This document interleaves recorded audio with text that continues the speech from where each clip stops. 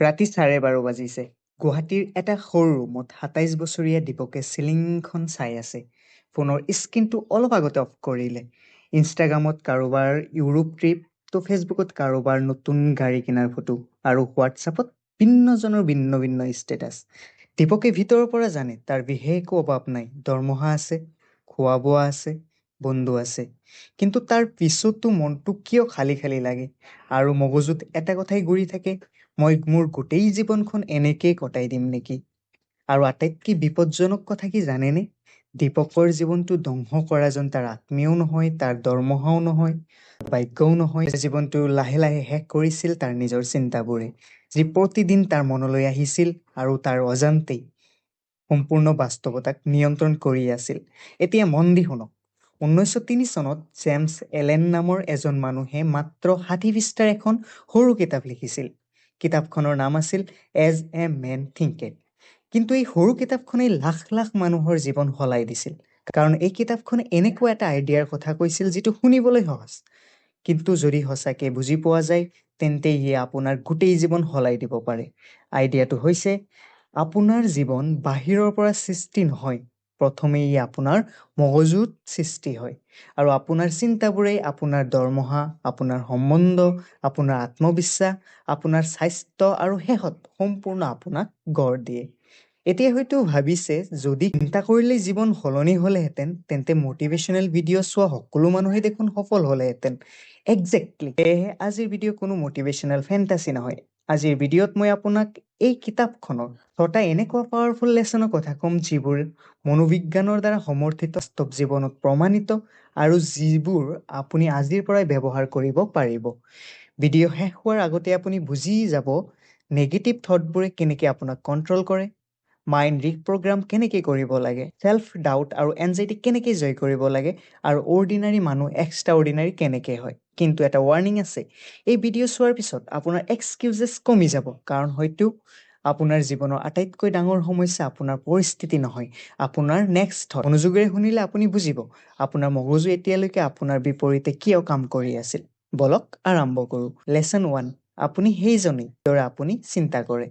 James এলেনে কৈছে, মানুহ শেষত সেইজনেই হয় যি সি দিনৰ পিছত দিন ভাবি থাকে।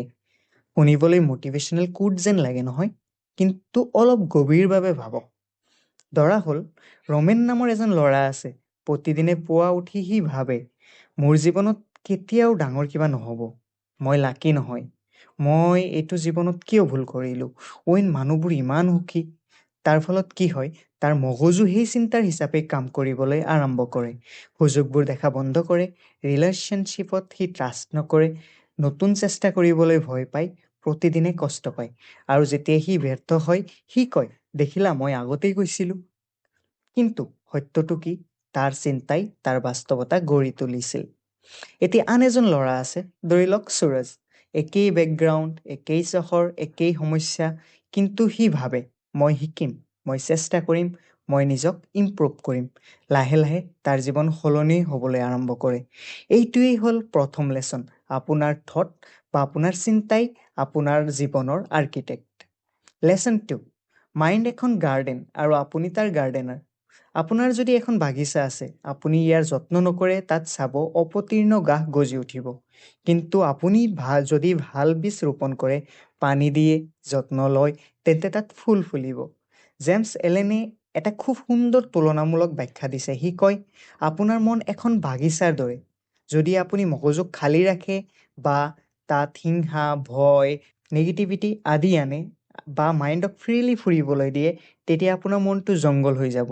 কিন্তু যদি আপুনি সতৰ্কতাৰ সৈতে গ্ৰেটিটিউড, এম্বিশ্যন, ডিচিপ্লিন, হোপ আদিৰ চিন্তা মনলৈ আনিবলৈ আৰম্ভ কৰে, তেন্তে আপোনাৰ জীৱন লাহে লাহে এখন সুন্দৰ গাৰ্ডেন হৈ উঠিব। ধৰক, প্ৰিয়া নামৰ এজনী ছোৱালী আছে। ছ'চিয়েল মিডিয়া স্ক্ৰল কৰি থাকে, কাৰোবাৰ লাক্সাৰী কাৰ দেখে, কাৰোবাৰ ফৰেন ট্ৰিপ, কাৰোবাৰ পাৰফেক্ট বডি। তাৰপিছত মনত আহে, মোৰ ওচৰত একোৱেই নাই। এইবোৰ চিন্তাই মাইণ্ডৰ গাৰ্ডেন নষ্ট কৰি আছে। কিন্তু যদি সি প্ৰতিদিনে 5 মিনিটকৈ ভাবিবলৈ আৰম্ভ কৰে, আজিৰ দিনটোত মই কি কি ভাল কাম কৰিলোঁ, মোৰ জীৱনত কি কি আছে যিবোৰ ভেলুৱেবল, তেন্তে সি ভাল বীজ ৰোপণ কৰি আছে। মজাৰ কথা কি জানেনে? আমি ফোনৰ ষ্ট্ৰেছ ক্লিয়াৰিং কৰোঁ, এপছবোৰ আপডেট কৰোঁ, কিন্তু নিজৰ মাইণ্ডৰ ক্লিনিং, সেয়া এৰাই থওঁ। আজিৰ পৰা এটা কাম কৰক, প্ৰতিদিনে শুবলৈ যোৱাৰ আগতে দিনটোৰ এটা ভাল কথা মনত পেলাওক। এয়ে হৈছে মেণ্টেল গাৰ্ডেনিং। লেচন 3, পৰিস্থিতিয়ে আপোনাক সৃষ্টি নকৰে, আপোনাক ভিতৰৰ পৰা ৰিভিলহে কৰে। এই লেচনটো বহু মানুহৰ বাবে আনকমফৰ্টেবল হ'ব পাৰে। জেমছ এলেনে কৈছে, আপোনাৰ চাৰ্কুমিষ্টেঞ্চেছ বা পৰিস্থিতিয়ে আপোনাক সৃষ্টি নকৰে, সেইবোৰে আপোনাৰ ভিতৰত কি আছে তাক উলিয়াই আনে। এটা উদাহৰণৰ দ্বাৰা সহজকেই বুজো। ধৰক গৌৰৱ নামৰ এজন মানুহৰ চাকৰি গ'ল। তাৰ পৰিৱৰ্তে সি ৰিয়েকশ্যন দিলে, সকলো মানুহে মোৰ বিপক্ষে, কোম্পানী মোক ইউজ কৰিলে। সি 6 মাহ ধৰি কেৱল খং আৰু ফ্ৰাষ্ট্ৰেশ্যনত ডুবি থাকিল। কোনো নতুন স্কিল নিশিকিলে, নতুন মানুহৰ লগত কানেক্ট নকৰিলে, নিজৰ ওপৰত কাম নকৰিলে। ইয়াৰ বিপৰীতে হিমন্তক চাওক, তাৰো চাকৰি গ'ল, কিন্তু তাৰ ৰিয়েকশ্যন আছিল, ঠিক আছে, কিছুমান ভুল মোৰো আছিল, এতিয়া মই আগলৈ কি কৰিব পাৰোঁ। 3 মাহৰ ভিতৰত এখন নতুন চাকৰি বিচাৰি পালে। একেই পৰিস্থিতি, কিন্তু কমপ্লিটলি ডিফাৰেণ্ট কেৰেক্টাৰ আৰু কমপ্লিটলি ডিফাৰেণ্ট ৰিজাল্ট। এতিয়া এই লেচনৰ মূল কথা কি, যে আউটছাইড ৱৰ্ল্ডটো চেঞ্জ কৰাৰ আগতে নিজৰ ভিতৰৰ পৃথিৱীখন পৰিৱৰ্তন কৰিব লাগিব। এইটো শুনিবলৈ কঠিন, কিন্তু এইটোৱেই আচলতে সঁচা। কাৰণ যদি আপোনাৰ চিন্তাধাৰাই আপোনাৰ ৰিয়েলিটি সৃষ্টি কৰে, তেন্তে সেই ৰিয়েলিটি আপুনি সলনিও কৰিব পাৰে। লেচন 4, পাৰ্পজ বা উদ্দেশ্যৰ শক্তি। এতিয়া আহিলোঁ এই সম্পূৰ্ণ কিতাপখনৰ আটাইতকৈ পাৱাৰফুল লেচনলৈ। জেমছ এলেনে কৈছে, যিজন মানুহৰ জীৱনত কোনো স্পষ্ট উদ্দেশ্য নাই, তেওঁৰ মাইণ্ড এটা ৰাডাৰ নোহোৱা জাহাজৰ দৰে, যাক প্ৰতিটোৱে তাক বেলেগ বেলেগ দিশলৈ লৈ যায়। এতিয়া নিজকে এটা প্ৰশ্ন সোধক, আপোনাৰ জীৱনত কোনো স্পষ্ট উদ্দেশ্য আছে নেকি? লক্ষ্য বা এটা মিছন, কাৰণ যিয়ে আপোনাক ৰাতিপুৱা উঠিবলৈ মজবুৰ কৰে। যদি নাই, তেন্তে আপোনাৰ মাইণ্ড ডিষ্ট্ৰেকশ্যনত ডুবি থাকিব, গছিপত ডুবি থাকিব বা অভাৰ থিংকিং কৰি থাকিব।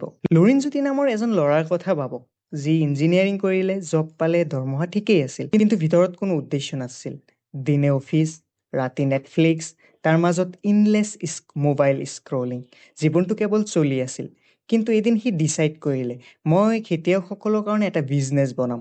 সেইদিনাৰ পিছতো আগৰ ধৰণে 24 ঘণ্টাই পাইছিল, কিন্তু মাইণ্ড কমপ্লিটলি চেঞ্জ হৈ গ'ল।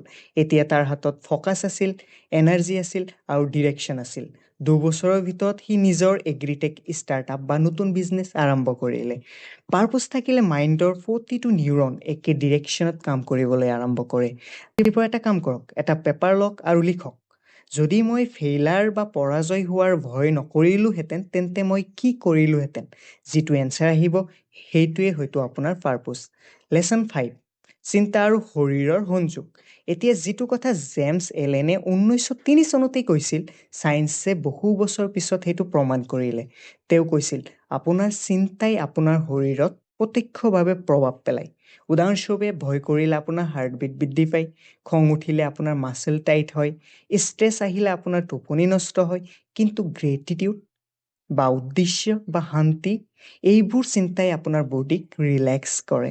দীঘলীয়া সময় নিগেটিভ চিন্তা কৰি থাকিলে আপোনাৰ ইমিউনিটি উইক হয়, এনাৰ্জি কমি যায়, টোপনি নষ্ট হয় আৰু শৰীৰটো ক্লান্ত হৈ পৰে। কিন্তু শান্ত আৰু পজিটিভ মানুহৰ বডি নেচাৰেলি হেল্থিয়াৰ হয়। এটা ষ্টাডিত 2টা গ্ৰুপ লৈ এক্সপেৰিমেণ্ট কৰা হৈছিল। প্ৰথম গ্ৰুপক প্ৰতিদিনে 10 মিনিট গ্ৰেটিটিউড জাৰ্নেল লিখিবলৈ কোৱা হৈছিল, য'ত নিজৰ ভাল ভাল কথাবোৰ লিখিব। দ্বিতীয় গ্ৰুপক একো কৰিবলৈ কোৱা হোৱা নাছিল। 8 সপ্তাহ পিছত দেখা গ'ল, প্ৰথম গ্ৰুপৰ টোপনি ভাল হৈছিল, তেওঁলোকৰ এনাৰ্জি লেভেল ইম্প্ৰুভ হৈছিল, তেওঁলোকৰ ষ্ট্ৰেছ বা দুশ্চিন্তা কমিছিল। এইটো কোনো মেজিক নহয়, এয়া বায়'লজি। কিন্তু সমস্যা কি জানেনে? আমি জিম যাওঁ শৰীৰৰ বাবে, স্কিন কেয়াৰ কৰোঁ মুখৰ বাবে, কিন্তু মাইণ্ডৰ কেয়াৰ, সেইটো আমি ইগন'ৰ কৰোঁ, কাৰণ আমি ভাবোঁ মাইণ্ড নিজে নিজেই ঠিক হৈ যাব। কিন্তু ৰিয়েলিটিত মাইণ্ডটোকো ট্ৰেইনিং লাগে। Lesson 6, the vision technique. এতিয়া আহিলোঁ এই কিতাপখনৰ আটাইতকৈ চ'ল বা আত্মালৈ। জেমছ এলেনে কৈছে, আপুনি সেইটো নাপায় যিটো বিচাৰে, আপুনি সেইটোহে পায় যিদৰে আপুনি নিজক ভাবে। এই বাক্যটো অতি গভীৰ। ধৰক আপুনি ছাকচেছফুল এণ্টাৰপ্ৰিনিয়ৰ হ'ব বিচাৰে, কিন্তু আপোনাৰ ডেইলি থট কি? মই নোৱাৰিম, বা ইমান জটিল, ইমান প্ৰতিযোগিতা, মানুহে কি ভাবিব, মই অৰ্থী নহয়। তেন্তে ছাকচেছ আপোনাৰ ওচৰলৈ কিয় আহিব? কাৰণ আপোনাৰ নিজৰ ভিতৰৰ সত্তা আৰু বাহিৰৰ লক্ষ্য একে হোৱা নাই। মেটচ কৰা নাই কিন্তু যেতিয়া আপুনি নিজৰ আইডেন্টিটিটো চেঞ্জ কৰিবলৈ আৰম্ভ কৰে যেতিয়া আপুনি অনুভৱ কৰা আৰম্ভ কৰে যে মোৰ ভিতৰত শক্তি আছে মোৰ ভিতৰত কেপাচিটি আছে মই পাৰিম মই বিল্ডাৰ মই ক্ৰিয়েটৰ মই ভেলুৱেবল তেন্তে একশ্যন অট'মেটিকেলি এলাইন হ'বলৈ আৰম্ভ কৰে শচীন তেণ্ডুলকাৰে সৰুবেলাত ঘণ্টাৰ পিছত ঘণ্টা মেণ্টেল প্ৰেক্টিচ কৰিছিল চকু মুদি মাইণ্ডতে ভাবি আছিল বল আহিছে বেট মই চুইং কৰিছোঁ বল বাউণ্ডাৰী পাৰ এতিয়া আপোনাৰ বাবে মেণ্টেল প্ৰেক্টিচ প্ৰতিদিনে হ'বলৈ যোৱাৰ আগতে 5 মিনিট চকু মুদি আপোনাৰ ড্ৰিম লাইফ ভিজুৱেলাইজ কৰক আপুনি ক'ত আছে কি কৰি আছে কাৰ লগত আছে কেনেকুৱা ফিল হৈছে সেই ইম'শ্যনবোৰ একচুৱেলি ফিল কৰক কাৰণ আপোনাৰ ভিজন যিমান ক্লিয়াৰ হ'ব আপোনাৰ ৰিয়েলিটি সিমান দ্ৰুতগতিত চেঞ্জ হ'ব এতিয়া আহিছোঁ ভিডিঅ'ৰ ছামাৰাইজলৈ লেচন নম্বৰ 1 আপুনি সেইজনেই যিজনক আপুনি ভাবি থাকে গতিকে ভাল ভাবিব ভাল হ'ব লেচন নম্বৰ 2 মাইণ্ড এখন গাৰ্ডেন ইয়াত ভাল থট ৰোপণ কৰিব লাগিব